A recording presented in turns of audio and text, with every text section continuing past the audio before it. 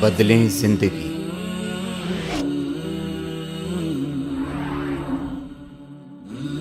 زیتون T V. اصل میں حضرت علی رضی اللہ تعالیٰ عنہ کی شہادت بھی اسی الفتنۃ الکبریٰ کا تسلسل ہے۔ وہ جو عبداللہ ابن سبا کا پیدا کردہ عظیم ترین فتنہ تھا، اسی کا ایک نتیجہ حضرت علی کی شہادت بھی ہے، لیکن وہ بات ذرا تفصیل سے سمجھنی ہوگی، اور اس کے لیے میں ممنون احسان ہوں۔ حال ہی میں ایک کتاب چھپی ہے، ڈاکٹر سید رضوان علی ندوی، وہ محقق ہیں تاریخ کے، انہوں نے بڑی تاریخی تحقیق کے بعد جو باتیں بیان کی ہیں وہ میں آپ کے سامنے رکھ رہا ہوں۔ عرب میں جنوب مغرب کی کونے میں، جہاں یہ یمن بھی آباد ہے، اس کے اوپر نجران ہے، اسی علاقے میں یمامہ کا علاقہ کہلاتا ہے۔ یہاں ایک قبیلہ آباد تھا، بنو تمیم۔ یہ جو لوگ تھے بڑے کرخت مزاج، جنگجو، اکھڑ، ضدی، اور جس بات کو ایک دفعہ مان لے اس پر اڑ جانے والے اور مر مٹنے والے۔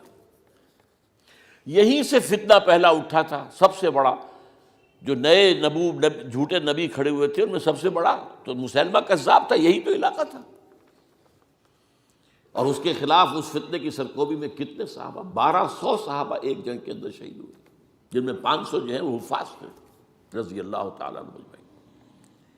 تو یہ لوگ جو یہ تھے بڑے زوردار تھے۔ اس قبیلے کے بارے میں حضرت عمر رضی اللہ تعالیٰ عنہ نے ایک بڑی عجیب حکمت عملی اختیار کی۔ ان کو وہاں سے اکھاڑ کر اور ایران کی سرحدوں پر آباد کر دیا، اب جہاں پر جہاد ہو رہا تھا، تاکہ ان کے اندر جو یہ جنگجوئی ہے یہ اب اس مقصد کے لیے استعمال ہو، اب وہ دارالاسلام کی توسیع کے مقصد کے لیے استعمال ہو، اور وہ ہوئی۔ حضرت عمر نے 2 چھاؤنیاں بنائی تھی رضی اللہ تعالیٰ، کوفہ اور بصرہ، کیونکہ ظاہر بات ہے کہ اب جو اسلام کا دائرہ پھیل رہا تھا اور اسلامی حکومت پھیل رہی تھی، اور زیادہ تر جو ہے مشرق کی طرف پھیل رہی تھی، ایران اور خراسان وغیرہ کی طرف، تو اب مدینے سے اس کا کنٹرول اتنا آسان نہیں تھا، فاصلہ تھا، تو چھاؤنیاں بنائیں تاکہ یہ اس سرحد کے اوپر یہ موجودہ مرکز رہے، یہاں فوجیں موجود رہیں، کہیں کوئی بغاوت ہو تو اس کو کچلنے کے لیے وہ قوت فوری طور پر دستیاب ہو سکے۔ یہ لوگ ہیں کہ جو عبداللہ ابن سبا کی فتنے سے سب سے زیادہ متاثر ہوئے۔ ان کی مزاج میں وہ کجی تو تھی نا۔ حضرت عمر بھی ان کا جو ایک مضبوط کنٹرول تھا انہیں دبائے رکھا ہے، اور ان کا رخ جو ہے ایک دوسری طرف موڑ کر اس سے اسلام کو فائدہ پہنچایا۔ لیکن اس کے بعد جب فتنہ جو آیا یہ عبداللہ ابن سبا، تو سب سے بڑھ کر یہی لوگ اس کے ماننے والے، اور انہی میں سے وہ لوگ تھے جنہوں نے جانیں بھی دے دی ہیں، جنہیں حضرت علی نے زندہ جلایا ہے، اس لیے کہ وہ کہتے تھے کہ علی خدا ہے۔ اے علی تم خدا ہو، تم ہمیں آگ میں جلا رہے ہو، یہ تو تم ہمارا امتحان لے رہے ہو۔ وَلَنَبْلُوَنَّكُمْ بِشَيْءٍ مِّنَ الْخَوْفِ وَالْجُوعِ وَنَقْصٍ مِّنَ الْأَمْوَالِ وَالْأَنفُسِ وَالثَّمَرَاتِ، اب وہ اس آیت کو اپنے اوپر منطبق کر رہے ہیں۔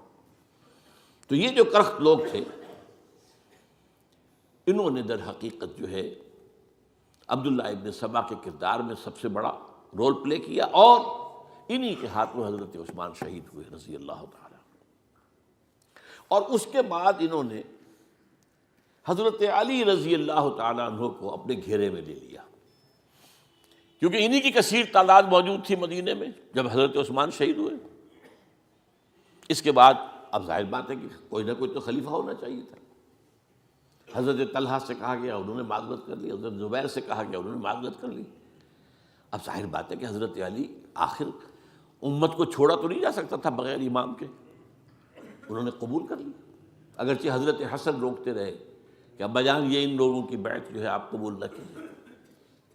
حضرت حسن تو ان میں سے ہے جو حضرت عثمان کے دروازے پر کھڑے تھے پہرے دار کی حیثیت سے، حسن اور حسین رضی اللہ تعالیٰ عنہ، انہیں تو معلوم تھا فتنہ جو کون لوگ ہیں۔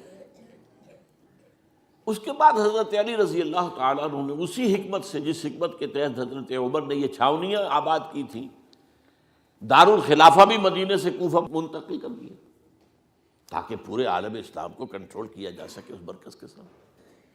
اس کا نتیجہ یہ نکلا کہ اب گویا کہ حضرت علی کے گرد ان لوگوں کا گھیراؤ مکمل، کوفے میں یہی تو آباد تھے، کوفی یہی تو تھے، حضرت عمر نے انہیں لا کے یہاں آباد کیا تھا۔ جب حضرت علی نے کوفے کو اپنا دارالخلافہ قرار دیا تو گویا کہ ان کا پھر عمل دخل بہت بڑھ گیا۔ ایک طریقے سے یوں کہا جا سکتا ہے کہ انہوں نے اب حضرت علی رضی اللہ تعالیٰ عنہ کو اپنے محاصرے میں لے لیا۔ چنانچہ جنگ جمل کے موقع پر یہ ہوا ہے کہ صلح ہو گئی تھی، حضرت عائشہ رضی اللہ تعالیٰ عنہ کے جو نمائندے تھے اور ادھر سے حضرت علی، صلح ہو گئی تھی، طے ہو گیا تھا کہ ہاں قاتلین عثمان کو جو ہے اس کو سزا دی جائے گی، قصاص لیا جائے گا حضرت عثمان کی قتل کا۔ لیکن ان لوگوں نے 10,000 آدمی کھڑے ہو گئے کوفے کے اندر، ہم سب قاتل ہیں عثمان کے، لو قصاص ہم سے اگر لے سکتے ہو، جس کے نتیجے میں اور انہوں نے جنگ شروع کر دی۔ اب جب جنگ شروع ہو جائے تو پھر اس کے بعد تو کوئی نہیں دیکھ سکتا کیوں شروع ہوئی، کیسے شروع ہوئی، کس نے شروع کی۔ اب تو یا مارو یا مرو، دو ہی باتیں ہوتی۔ 10,000 مسلمان ایک رات میں شہید ہوئے جنگ جمل میں۔ اب اس کے بعد حضرت علی رضی اللہ تعالیٰ عنہ کی خلافت جو ہے حضرت امیر معاویہ نے ماننے سے انکار کر دیا۔ جب تک قاتلین عثمان کو سزا نہیں دیتے ہم بیعت نہیں کریں گے۔ یہ نہیں کہ دعویٰ کیا ہو کہ میں خلافت کا حقدار ہوں، یہ نہیں، لیکن یہ کہ آپ کو ان کو سزا دینی چاہیے۔ اب یہ تھا وہ مخمصہ جس میں حضرت علی رضی اللہ تعالیٰ عنہ وہ فرماتے تھے تم میرا ساتھ دو تو میں ان قاتلین عثمان سے سزا جو ہے ان کو سزا دے سکتا۔ ادھر انہیں پتا تھا کہ میں سرنڈر کرتا ہوں تو مجھے علی تک تو پہنچنے کوئی نہیں دے گا، راستے میں ختم کر دیں گے رضی اللہ تعالیٰ عنہ۔ تو یہ پیچ تھا ایک جو ایسا پڑا ہے۔ اب اس میں جب حضرت معاویہ اور حضرت علی کے مابین فیصلہ کن جنگ ہوئی، جنگ صفین جسے کہتے ہیں، جس میں 70,000 مسلمان ایک دوسرے کی تلواروں، تیروں، نیزوں سے قتل ہوئے۔ اس موقع پر حضرت معاویہ کی طرف سے ایک آفر آئی، قرآن مجید کو نیزے پر اٹھا کر لوگوں نے کہا کہ یہ خون ریزی بند کر دو، ہم قرآن کا فیصلہ ماننے کو تیار ہیں۔ حضرت علی دیکھ رہے تھے کہ یہ اصل میں میری فتح کو شکست سے بدلنے کا پروگرام ہے، تقریباً فتح میری ہو چکی ہے، لیکن یہ جو طبقہ تھا یہ انہوں نے کہا نہیں بڑی ٹھیک بات کہہ رہے ہیں وہ، مانیے ان کی بات، جنگ بند کی۔ انہوں نے ہی یہی لوگ تھے جنہوں نے مجبور کیا حضرت علی کو کہ وہ تحکیم پر رضامند ہو جائے۔ اس کے بعد تحکیم میں جو معاملہ ہوا، حضرت علی حضرت عبداللہ ابن عباس کو اپنی طرف سے حکم بنانا چاہتے تھے، یہ اڑ گئے نہیں۔ یہ اڑ جانے والے لوگ، اور یہی اصل قوت تھے، وہاں ساری طاقت تو انہی کی تھی۔ تو انہوں نے ابو موسیٰ اشعری کو اپنی طرف سے مقرر، وہ بہت نرم خو آدمی تھے، انہیں بناؤ۔ بہرحال جو بھی بات طے ہوئی، اب تاریخ کی روایتوں میں اختلاف ہو سکتا ہے، کہا یہ جاتا ہے کہ طے تو یہ ہوا تھا حکمین کے مابین، ادھر سے ابو موسیٰ اشعری، ادھر سے عمرو بن العاص رضی اللہ تعالی عنہما، کہ آپ اپنے جو کلائنٹ ہیں حضرت علی آپ انہیں معزول کر دیجئے، میں معاویہ کو معزول کر دیتا ہوں، پھر جو ہے مسلمان فیصلہ کر لیں کسی اور کی عبادت۔ انہوں نے کھڑے ہو کے کہہ دیا میں علی کو معزول کرتا ہوں، اور عمرو بن العاص نے کہا کہ میں معاویہ کو قائم کرتا ہوں۔ اب یہ ہے روایت، واللہ عالم، اس میں کتنا سچ ہے کتنا جھوٹ ہے، میں کوئی مورخ نہیں ہوں، میں کوئی تاریخ کا محقق نہیں ہوں۔ اس کے بعد جو ہے اب یہ لوگ انہوں نے کہا کہ مانیے تحکیم کو، اور جب انہوں نے حضرت علی نے اس تحکیم کے فیصلے کو ماننے سے انکار کیا تو باغی ہو گئے، حضرت علی کو کافر قرار دیا، اور جا کر ایک جگہ پر حرورہ ایک جگہ تھی وہاں پر جا کے جمع ہو گئے، جتھا بندی کی، بہت بڑی طاقت پر وہاں کری۔ انہوں نے طے کیا کہ علی بھی کافر ہو گیا، معاویہ بھی کافر ہو گیا، عمرو بن العاص بھی کافر ہو گئے، سب کافر ہیں۔ حضرت علی کی طرف سے ایک گئے سفیر ان سے بات کرنے کے لیے، تو انہوں نے کہا تم ہی نے تو کہا تھا کہ تحکیم کو تسلیم کرو، کہ ہاں ہم نے گناہ کیا تھا، کفر کیا تھا، ہم توبہ کی ہم نے، اگر علی بھی مان لے کہ میں نے مان کر کفر کیا تھا اب میں توبہ کرتا ہوں تو ہم ان کی بات مان لیں گے۔ اب حضرت علی اس طرح کا جھوٹ کیسے بولتے ہیں؟ انہوں نے تو کوئی کفر نہیں کیا تھا۔ بہرحال انہوں نے پھر بھی نرمی برتی کہ دیکھو اگر تم کوئی خونریزی نہیں کرو گے، فساد نہیں مچاؤ گے تو میں تمہیں کچھ نہیں کہوں گا، لیکن وہ اپنی ان شرارتوں سے بعد نہیں آئے۔ تو پھر تیسری جو بڑی جنگ ہوئی ہے ان جنگوں میں، جنگ نہروان کہلاتی ہے، حضرت علی کی جنگ خوارج کے ساتھ، جس میں 4000 خارجی جو ہیں وہ قتل ہوئے۔ اور یہ بات اب آپ نوٹ کر لیجئے کہ یہ لوگ جیسا کہ اکھڑ بھی تھے لیکن اپنی بات پر ڈٹ جانے والے تھے، لیکن ساتھ ہی دیندار بھی تھے، نمازی اور روزے دار بھی تھے۔ یہ اس طرح کے لوگ نہیں تھے کہ جو فاسق اور فاجر ہو، بس یہ مزاج کا ایک ہے جو بات دل میں بیٹھ گئی اڑ گئے۔ تو یہ اصل میں انہوں نے پھر فیصلہ کیا کہ اور تو ہمارے بس میں اب کچھ نہیں ہے، ان تینوں کو قتل کر دیا جائے، علی کو بھی اور معاویہ کو بھی اور عمرو بن العاص کو بھی۔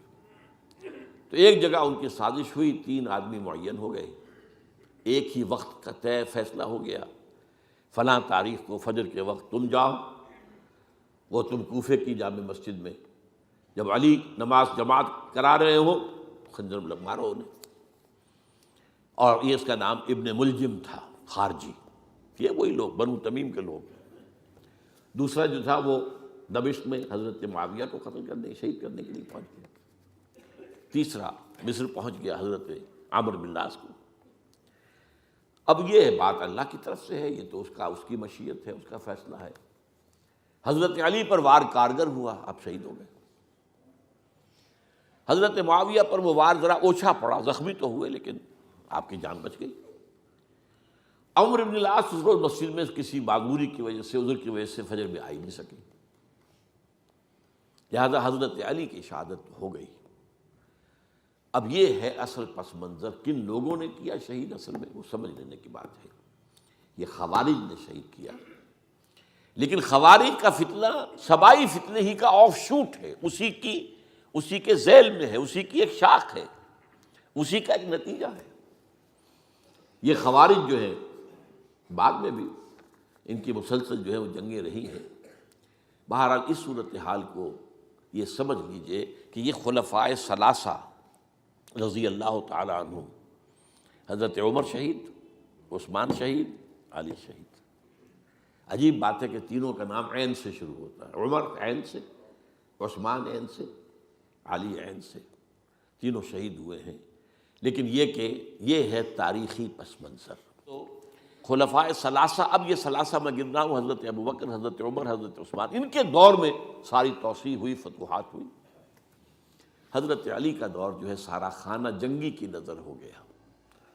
وہ خلیفہ راشد ہیں، اس میں کوئی شک نہیں ہے، بہت عظیم شخصیت ہے، ہمارے نزدیک صحابہ کرام میں سوائے 3 کے سب سے بڑھ کر ہے، سب سے افضل ہیں۔ ہاں ابو بکر، عمر، عثمان ان سے افضل ہیں ہمارے نزدیک۔ خلافت جو ہے خلفاء کے مابین ترتیب فضیلت جو ہے وہ ترتیب خلافت کے مطابق ہے اہل سنت کے نزدیک، لیکن باقی ہزاروں صحابہ میں تو سب سے اونچے ہیں۔ اس حوالے سے حضرت علی کا کوئی قصور نہیں ہے رضی اللہ تعالیٰ، ان کی کوئی کوتاہی نہیں ہے، انہیں خلافت ملی ہی ایسے پرفتن دور میں ہے۔ اگر کہنا جو ہے اگرچہ روکا گیا ہے کہ یہ کلمہ لو مت استعمال کیا کرو، اگر یوں ہوتا تو یوں ہو جاتا، لیکن یہ کہ بہرحال ہمارا سوچنے کا ایک انداز ہے، اگر حضرت علی کو اول دور میں خلافت ملی ہوتی تو ان کے کچھ اور نتائج اور ہوتے۔ اب یہ پرفتن دور کے اندر خلافت ملی، خانہ جنگی ہو رہی ہے، اور جو حالات میں نے آپ کو بتائے ہیں، ظاہر بات ہے کہ وہ دور نہ ذرائع آمد و رفت ایسے تھے، نہ ذرائع مواصلات ایسے تھے، نہ کمیونیکیشنز ایسی تھیں، وہ تو یوں سمجھیے کہ دارالخلافہ کے اندر کے حالات جو ہیں بس وہیں پر فیصلہ ہو رہا تھا، یا پہلے مدینے میں ہوا، حضرت عثمان شہید ہوئے، اور یا پھر کوفے میں ہو گیا۔ وہ تو اصل جو بھی طاقت اس مرکز کے اندر جس کے پاس طاقت تھی، اسی نے جو بھی اپنا فیصلہ ہے وہ منوا لیا۔